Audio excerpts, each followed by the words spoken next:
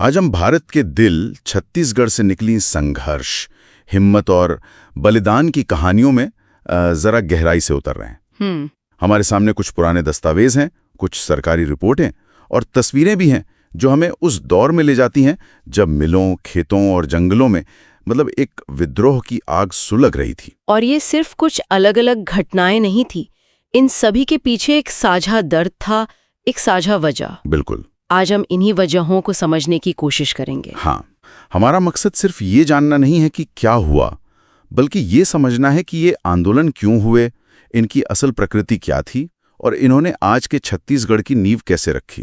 तो चलिए सबसे बुनियादी सवाल से शुरू करते हैं। आखिर इतनी अशांति की वजह क्या थी? इन सभी विद्रोहों के पीछे वो कौन सी एक बात थी जो मजदूरों, किसानों और आदिवासियों सबको एक साथ बेचैन कर रही थी? एक शब्द में कहें तो शोषण। चाहे वो मराठा शासन हो या फिर ब्रिटिश राज, आम आदमी के लिए जिंदगी बहुत बहुत मुश्किल थी। अच्छा। इसे हम 3 हिस्सों में बांटकर देख सकते हैं। पहला, जमीन पर भारी भरकम टैक्स और लगान जो किसानों की कमर तोड़ रहा था। ठीक है। दूसरा, आदिवासियों से उनके जंगल का हक छीन लेना। और तीसरा, मजदूरों से बेगार करवाना। बेगार प्रथा? क्या इसका मतलब सिर्फ बिना पैसों के काम करवाना था या इसमें जबरदस्ती और अपमान भी शामिल था? इसमें दोनों ही बातें थीं। ये सिर्फ मुफ्त की मजदूरी नहीं थी, ये तो एक तरह से इंसान के आत्मसम्मान पर हमला था। मजदूरों से 12-13 घंटे काम करवाना और बदले में कुछ न देना। और जंगल के अधिकार की बात को आप ऐसे समझिए जैसे कोई बाहरी ताकत आकर आपके ही घर में घुसने के लिए आपसे ही किराया मांगे। सही बात है। आदिवासियों के लिए जंगल उनका घर था, उनकी रोजी रोटी, उनकी संस्कृति, सब कुछ। और ब्रिटिश काल में ये शोषण और भी ज्यादा एक योजनाबद्ध तरीके से बढ़ गया था। और शोषण की ये आग सिर्फ खेतों और जंगलों तक ही सीमित नहीं थी। नहीं, ये शहरों की मिलों तक भी पहुंच चुकी थी। हमारे स्रोतों में देश के सबसे लंबे मजदूर आंदोलनों में से एक का जिक्र है जो यहीं राजनांदगांव की BNC मिल में हुआ था। हाँ, और इस आंदोलन की कमान थी ठाकुर प्यारेलाल सिंह के हाथों में। ये कोई एक घटना नहीं थी, बल्कि 3 बड़े चरणों में हुआ एक लंबा संघर्ष था। 3 चरणों में? जी। पहली हड़ताल हुई 1920 में। वजह थी काम के घंटे कम करवाना। मजदूर चाहते थे कि उनके काम के घंटे तय किए जाएं। और ये हड़ताल 36 दिनों तक चली? हाँ, पूरे 36 दिन। उस जमाने में 36 दिन तक एक पूरी मिल को ठप कर देना, इसका असर तो बहुत जबरदस्त रहा होगा। परिवारों का गुजारा कैसे चलता होगा, ये अपने आप में एक बहुत बड़ी हिम्मत की बात है। बिल्कुल। और दिलचस्प बात यह है कि स्रोत बताते हैं कि ये उस समय की भारत की सबसे लंबी और सफल हड़ताल थी। सफल भी थी? हाँ, यानी उनकी मांगे मानी गई। लेकिन दूसरी हड़ताल की वजह पैसों या काम के घंटों से भी ज्यादा गहरी थी। हाँ, ये बात तो वाकई चौंकाने वाली है। 1924 की दूसरी हड़ताल एक रसोइये को जूते से मारने के विरोध में हुई। जी। ये सुनने में एक छोटी घटना लग सकती है, लेकिन इसने पूरी मिल को बंद करवा दिया। ये दिखाता है कि लड़ाई सिर्फ पेट की नहीं, बल्कि इज्जत की थी। आपने बिल्कुल सही पकड़ा। ये मजदूरों के आत्मसम्मान की लड़ाई थी। वो कह रहे थे कि हम मजदूर हैं, गुलाम नहीं। और फिर तीसरी हड़ताल हुई 1937 में, जब मिल मालिकों ने वेतन में 10% की कटौती कर दी। तो इन तीनों संघर्षों का आखिरी नतीजा क्या निकला? मजदूरों को जीत तो मिली, लेकिन क्या इसकी कोई कीमत चुकानी पड़ी? नतीजा मजदूरों के हक में था, उनकी जीत हुई। लेकिन इसके नेता ठाकुर प्यारेलाल सिंह को रियासत से ही निकाल दिया गया। अच्छा, उन्हें निष्कासित कर दिया गया? हाँ, उन्हें रियासत से बाहर का रास्ता दिखा दिया गया। ये सत्ता के उस रवैये को दिखाता है कि आप भले ही जीत जाएं, लेकिन अगर आप आवाज उठाएंगे तो उसकी कीमत तो चुकानी ही पड़ेगी। ये बाकी लोगों के लिए एक चेतावनी भी थी। किसानों का क्या हाल था? वहां हालात और भी बदतर थे। जमींदारों का अत्याचार चरम पर था। इसी के खिलाफ 1937 में दुर्ग जिले के डोंडी लोहारा में एक बड़ा किसान आंदोलन हुआ। यहाँ किसानों के हक की आवाज बुलंद की नरसिंह प्रसाद अग्रवाल और सरयू प्रसाद अग्रवाल ने। और वो दीवान की दमनकारी नीतियों का विरोध कर रहे थे। जी। दमनकारी नीतियां, इसका मतलब क्या था? क्या किसानों पर टैक्स बढ़ा दिया गया था या उनकी जमीनें छीनी जा रही थीं? दोनों ही बातें थीं। मनमाना लगान वसूलना, लगान न देने पर जमीन से बेदखल कर देना और विरोध करने पर हिंसा का इस्तेमाल करना। अच्छा। इसी के जवाब में 1938 में छुई खादान में एक और आंदोलन हुआ जिसका नारा ही अपने आप में एक ऐलान था, कर न पटाओ। कर न पटाओ। और ये बहुत बड़ी बात थी। कर न पटाओ का मतलब था सीधे सीधे सत्ता को चुनौती देना। इसके नेता रामनारायण मिश्र थे और उनका मुख्य हथियार था असहयोग, जो उस समय पूरे देश में गांधी जी के नेतृत्व में आजादी की लड़ाई का भी एक बड़ा हथियार बन चुका था। बिल्कुल। लेकिन बात यही नहीं रुकी। कांकेर और सक्ती जैसी रियासतों में ये विद्रोह एक नए स्तर पर पहुंच गया, जहां गांव के मुखिया, जिन्हें गोतिया कहा जाता था, वो भी किसानों के साथ खड़े हो गए। हाँ, ये तो एक बड़ा बदलाव रहा होगा। हाँ, ये एक बहुत महत्वपूर्ण मोड़ था। गोतिया पारंपरिक रूप से राजा और प्रजा के बीच की कड़ी होते थे। उनका किसानों के साथ आ जाना मतलब था कि पूरा का पूरा ग्रामीण ढांचा ही राजा के खिलाफ हो गया है। अच्छा।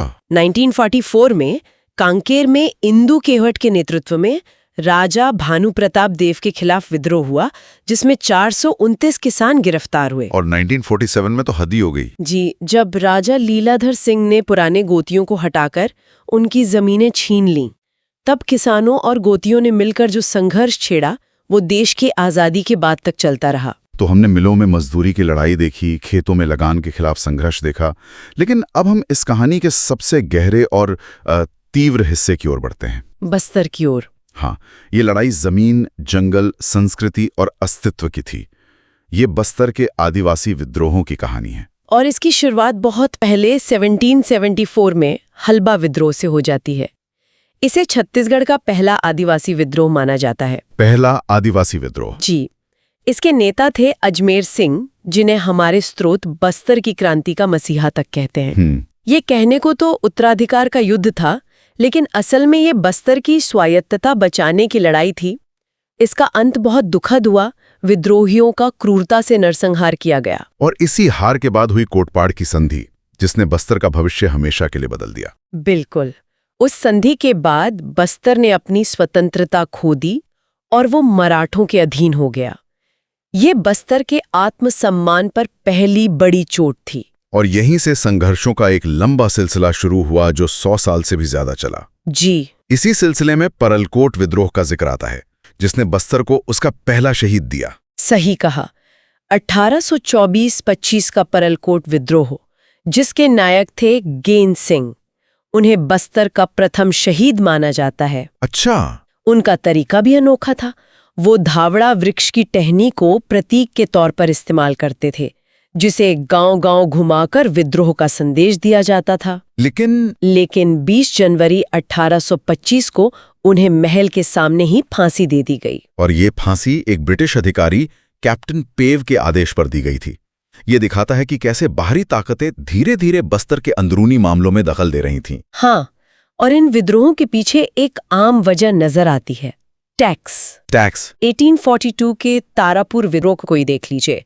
इसका मुख्य कारण था दीवान द्वारा टकोली यानी टैक्स को बढ़ा देना। लेकिन ये विद्रोह सफल रहा? हाँ, ये सफल रहा। लोगों के गुस्से के आगे दीवान को हटना पड़ा। ये एक छोटी लेकिन बहुत अहम जीत थी। लेकिन क्या सारे विद्रोह सिर्फ टैक्स और जमीन के लिए थे, या कुछ अपनी संस्कृति और जीवन पद्धति को बचाने के लिए भी हुए? ये बहुत जरूरी सवाल है।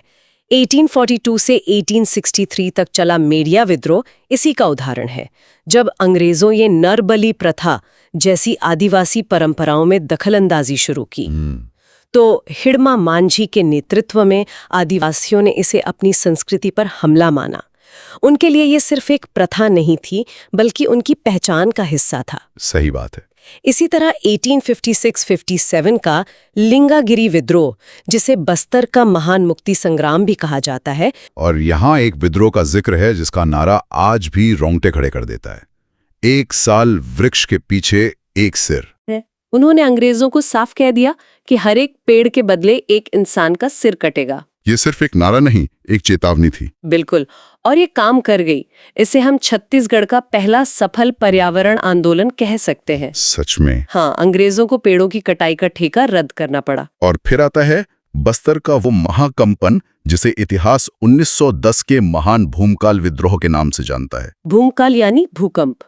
ये विद्रोह वाकई एक भूकंप जैसा था, जिसने पूरे बस्तर को हिला दिया। इसके महानायक थे गुंडाधुर। नारा था, बस्तर बस्तर वासियों का है। ये नारा आज भी बस्तर की आत्मा में गूंजता है। और विद्रोह का संदेश फैलाने का तरीका भी बहुत अनूठा था। जी, लाल मिर्च, आम की टहनी और तीर धनुष, ये उनके गुप्त कोड थे। लेकिन इस महान विद्रोह का अंत भी दुखद हुआ। हाँ, सोनू मांझी नाम के एक व्यक्ति ने मुखबरी कर दी, जिसकी वजह से विद्रोही हार गए। लेकिन गुंडाधुर कभी पकड़े नहीं गए। कभी नहीं। कभी नहीं। वो किंवदंती बन गए। स्रोत बताते हैं कि वो आज भी बस्तर के लोक गीतों में जिंदा हैं। सत्ता उन्हें कागजों पर तो हरा सकी, लेकिन लोगों की यादों और कहानियों से नहीं मिटा सकी। इन हिंसक विद्रोहों के बाद 20वीं सदी में संघर्ष का तरीका बदला। 1930 के दशक में गांधी जी के सत्याग्रह का असर यहां भी दिखा। और जंगल बचाने की जंग अब जंगल सत्याग्रह का रूप ले चुकी थी। बिल्कुल। धमतरी का गट्ठा सिल्ली सत्याग्रह जून 1930 का इसका एक बड़ा उदाहरण है। जब सरकार ने गांव वालों के 800 मवेशियों को जब्त करके कांजी हाउस में बंद कर दिया, तो लोगों ने सत्याग्रह शुरू कर दिया। ये सिर्फ जानवरों का सवाल नहीं था। नहीं, ये गांव की पूरी अर्थव्यवस्था पर हमला था। और दमन का स्तर भी कितना क्रूर था। सत्याग्रहियों पर खौलता हुआ गर्म पानी डाला गया। जी, लेकिन वो पीछे नहीं हटे और अंत में उनकी अहिंसक जिद की जीत हुई। सरकार को झुकना पड़ा और मवेशियों को बिना कोई जुर्माना लिए छोड़ना पड़ा। इसके ठीक बाद 22 अगस्त 1930 को रुद्री नवागांव में एक और जंगल सत्याग्रह हुआ। यहाँ पुलिस ने गोलीबारी की, जिसमें सिंधु कुमार नाम का एक युवक शहीद हो गया और कई लोगों को बेंच से मारने की सजा दी गई। जी, ये दिखाता है कि शांतिपूर्ण प्रदर्शनों का जवाब भी सरकार अक्सर हिंसा से ही देती थी। इन सभी संघर्षों की कहानियों में पुरुषों के नाम तो आते हैं, लेकिन महिलाओं की भूमिका का जिक्र अक्सर छूट जाता है। क्या हमारे स्रोतों में उनकी कोई जानकारी है? निश्चित रूप से, और उनकी भूमिका असाधारण थी। 1930 के तमोरा सत्याग्रह की नायिका एक छोटी सी बालिका दयावती थी। एक बच्ची? हाँ, जब एक वन अधिकारी ने सत्याग्रहियों का रास्ता रोका, तो उस बच्ची ने डरने के बजाय उसे एक तमाचा जड़ दिया। क्या बात है! सोचिए, उस दौर में एक सरकारी अफसर पर हाथ उठाने के लिए कितनी हिम्मत चाहिए होगी। 1939 के बदरा टोला सत्याग्रह में रामाधीन गोंड शहीद हुए थे।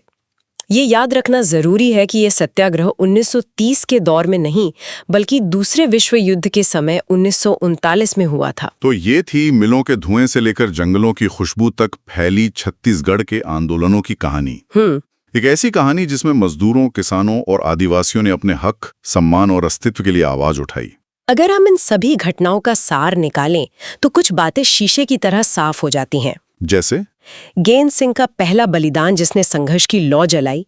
बीएनसी मिल की ऐतिहासिक हड़ताल, जिसने मजदूरों को अपनी ताकत का एहसास कराया। कोई विद्रोह में पर्यावरण को बचाने का वो संदेश, जो आज 100 साल बाद और भी ज्यादा जरूरी हो गया है। भूमकाल का वो महासंग्राम, जो बस्तर की पहचान की लड़ाई थी। और दयावती जैसी बहादुर लड़कियों की वो हिम्मत, हाँ, जिसे इतिहास की किताबों में अक्सर जगह नहीं मिलती। इन स्रोतों के अंत में एक बहुत महत्वपूर्ण लाइन लिखी है, इन आंदोलनों ने ही छत्तीसगढ़ में राष्ट्रवाद की नींव रखी। बिल्कुल। स्थानीय मुद्दे धीरे धीरे एक बड़ी राष्ट्रीय चेतना का हिस्सा बन गए। और ये हमें एक विचार के साथ छोड़ जाता है। हमने जमीन, जंगल, संस्कृति और स्वाभिमान के लिए हुए इन विद्रोहों को देखा। सोचने वाली बात यह है कि 100 साल से भी पहले के ये ऐतिहासिक संघर्ष आज के मध्य भारत में चल रहे आंदोलनों और चुनौतियों से किस तरह जुड़ते हैं। क्या आज भी वही सवाल मौजूद नहीं है?